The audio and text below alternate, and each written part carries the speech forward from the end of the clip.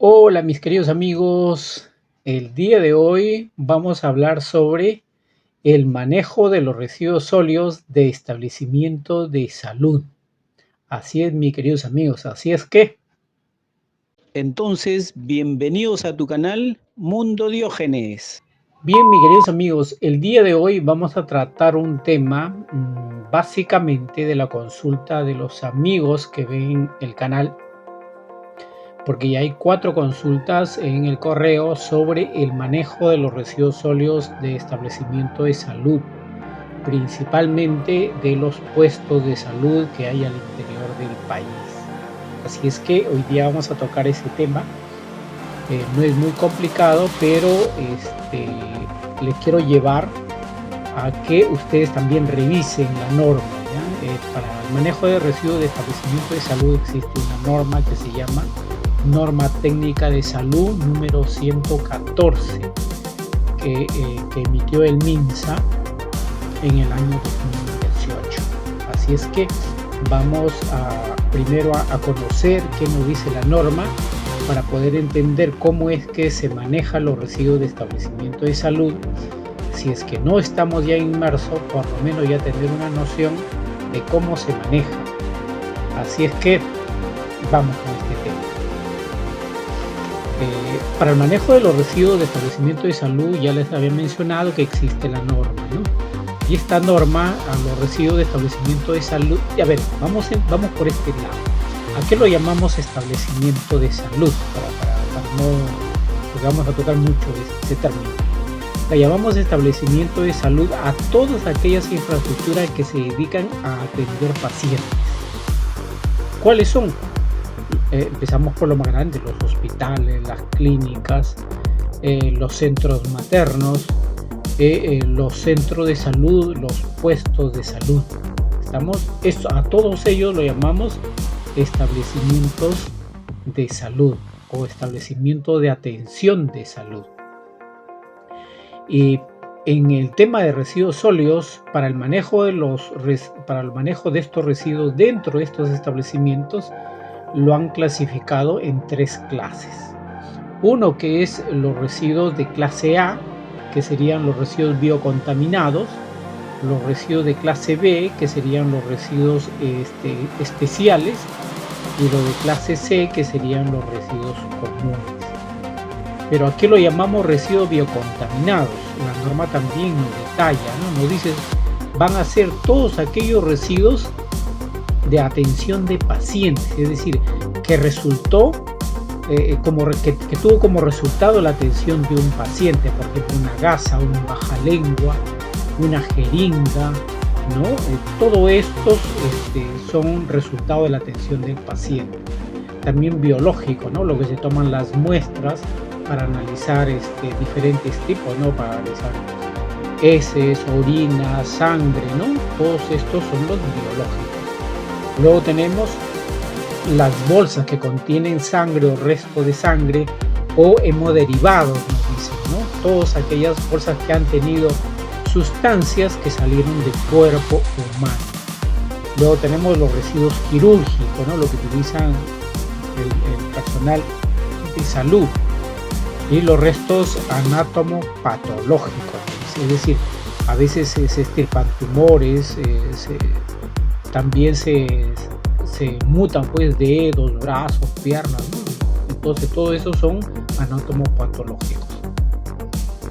Punzocortante, ¿no? Dicen, ¿no? Las agujas, por ejemplo, ¿no? También tenemos ahí los bisturís en mal estado, las plaquitas Petri de laboratorio, y luego animales contaminados, ¿no? Dice, es la clasificación en grandes rasgos a lo que nosotros lo conocemos como residuos biocontaminados. Y luego vienen los residuos especiales, ¿no? Los residuos especiales básicamente están conformados por los residuos químicos peligrosos, ¿no? Que se utilizan en laboratorio, en radiografías, ¿no? En farmacia, ¿no? Restos farmacéuticos, ¿no? Dicen residuos radiactivos, ¿no? En estos residuos farmacéuticos están los medicamentos vencidos también, ¿no? Luego vamos a tener la clase C, que es los residuos comunes. Ahora, los residuos comunes son todos aquellos residuos que los generamos similar a los que generamos en una actividad comercial o en un domicilio, ¿no? Entre ellos tenemos los residuos de administración, los restos de vidrio, madera, plástico, metales, ¿no? que se utilizan dentro del establecimiento y luego podemos desechar.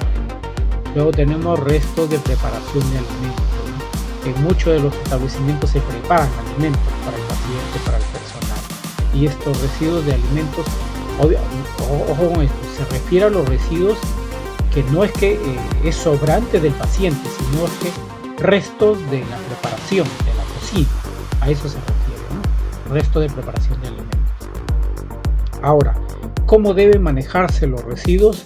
Esto se maneja por categorías, ¿ya?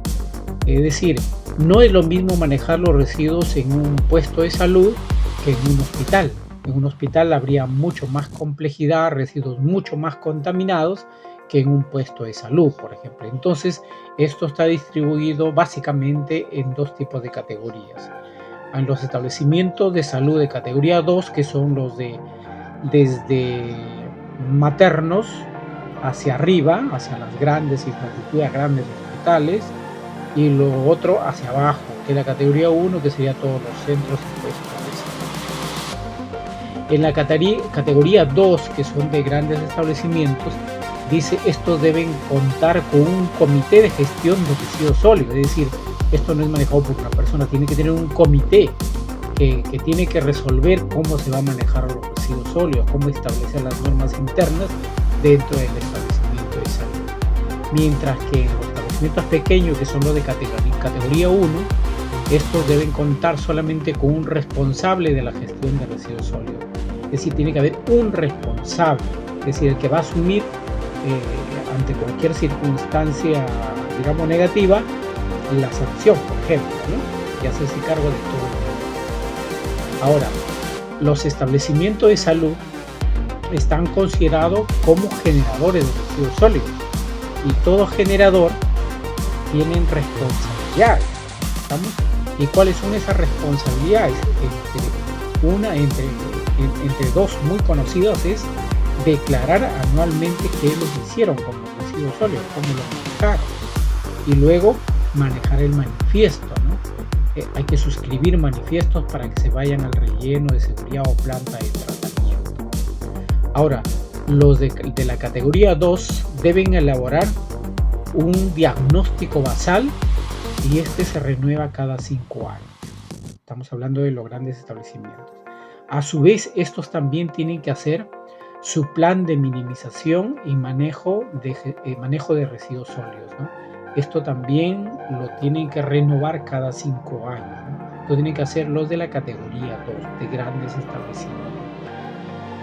Sobre los almacenes, ¿no? En los almacenes pues también va a ser distinto, ¿no? Principalmente esto está direccionado a los grandes establecimientos, pero el establecimiento pequeño debe adecuarse similar a esta característica, no con el tamaño y el tipo de categoría, sino similar, pero vamos viendo. Dice, por ejemplo,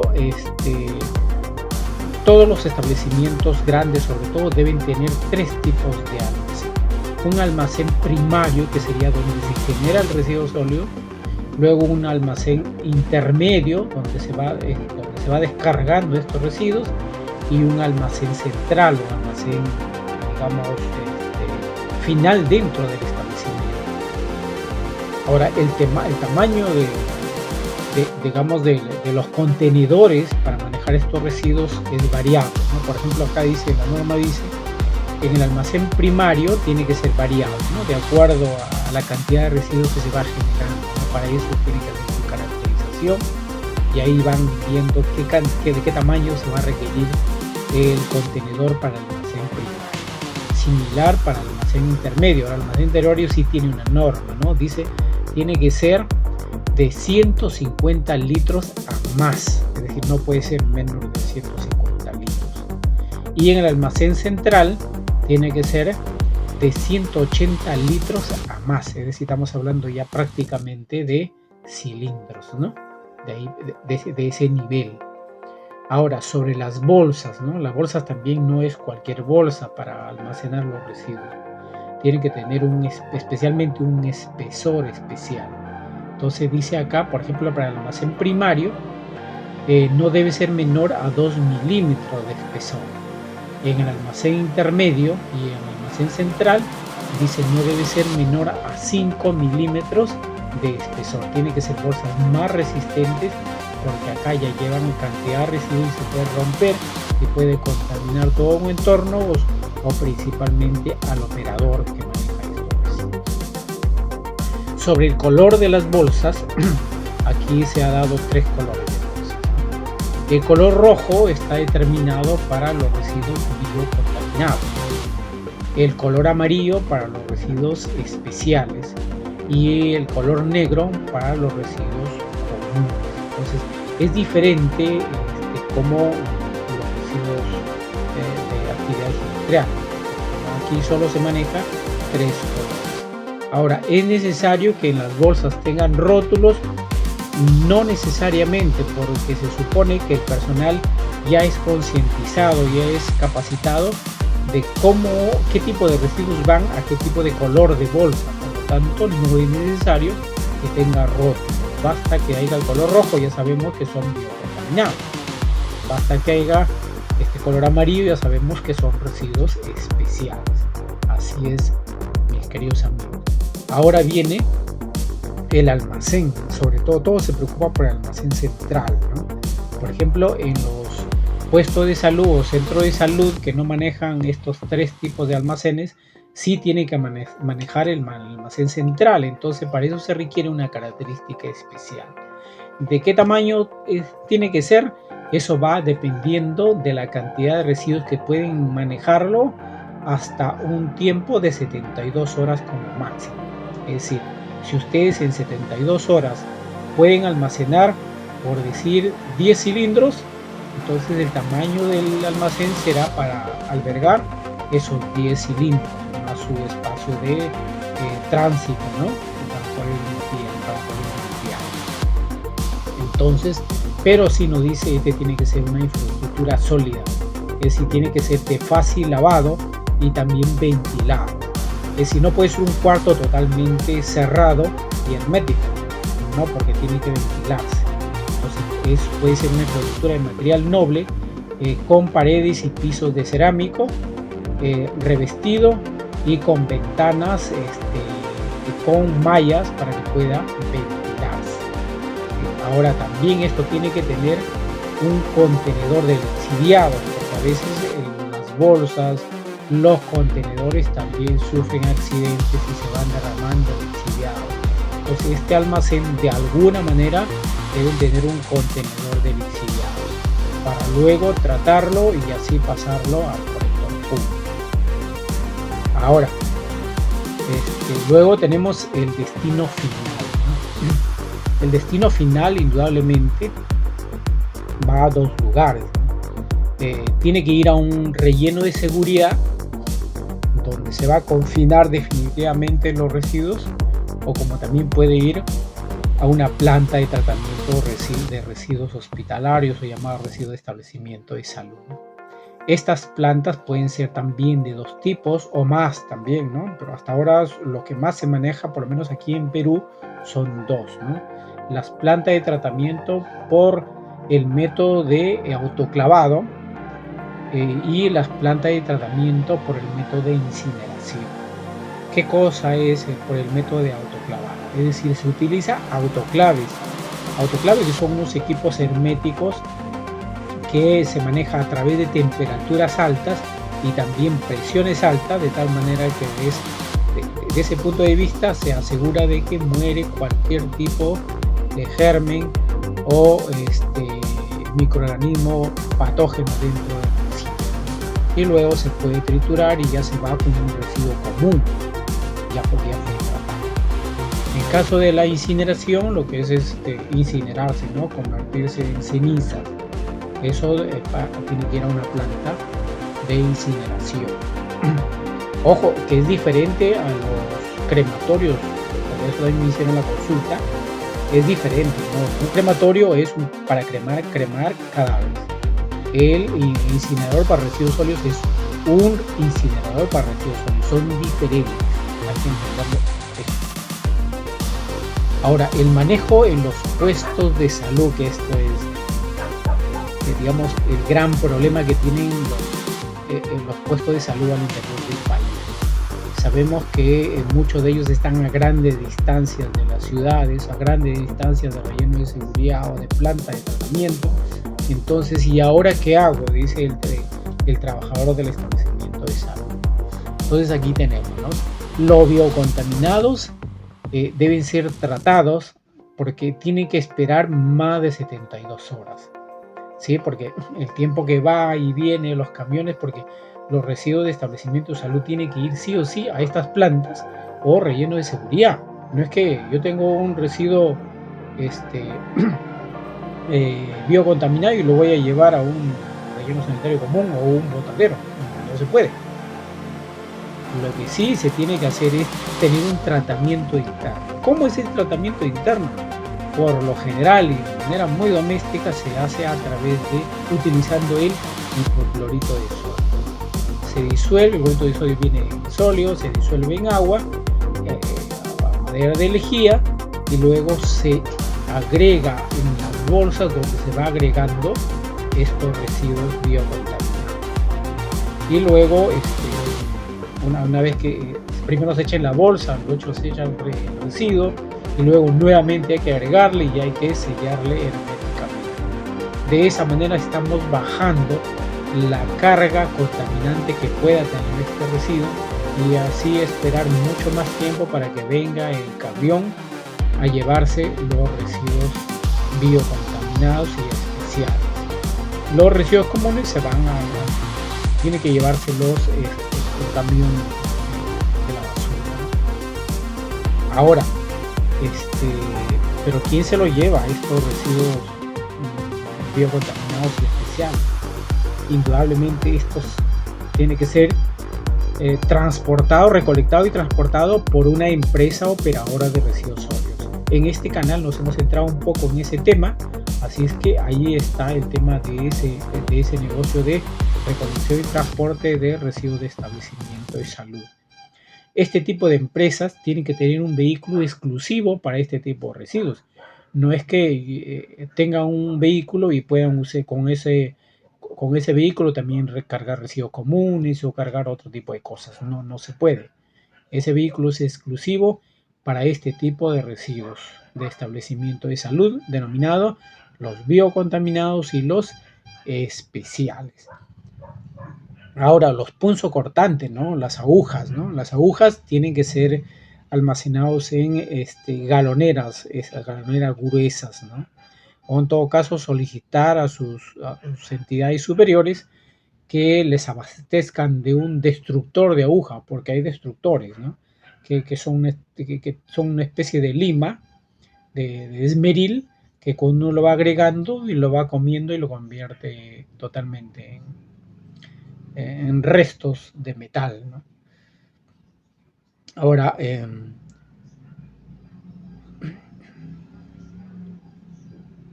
no nos olvidamos con esto. Ojito. Tanto los establecimientos de salud como todas las actividades productivas y de servicios tienen que segregar en la fuente de generación. Ojo con eso. Por eso es que cuando se habla del manejo de residuos sólidos, no es que se capacita, sensibiliza solamente al responsable del manejo de los residuos sólidos o al encargado de manejo de residuos sólidos. No. La concientización, la capacitación tiene que ser a todo el personal del establecimiento de salud. En caso de un hospital es desde el médico, los enfermeros, las obstetras, el personal administrativo, todos tienen que recibir esta misma capacitación, porque la segregación de los residuos sólidos se inicia en la fuente de generación, es decir, de tal manera de que el personal que trabaja y genera un residuo, él tiene que saber a dónde va ese tipo de residuo. Tiene que ya estar sensibilizado. Él no puede colocar un tipo de residuo en otro tipo de contenedor o en otro tipo de bolsa. Pero eso se hace a través de sensibilización, de capacitación. Así es que, mis queridos amigos, esto es lo que hemos querido brindarte a solicitud de nuestros amigos que ven en nuestro canal. Así es que en breve estaré haciendo también otro videito sobre los comentarios y las consultas que hacen nuestros amigos suscriptores. Así es que también no te olvides, mi querido mío, mis queridos amigos, suscríbete para seguir haciendo mucho más videos. Nos vemos hasta la próxima.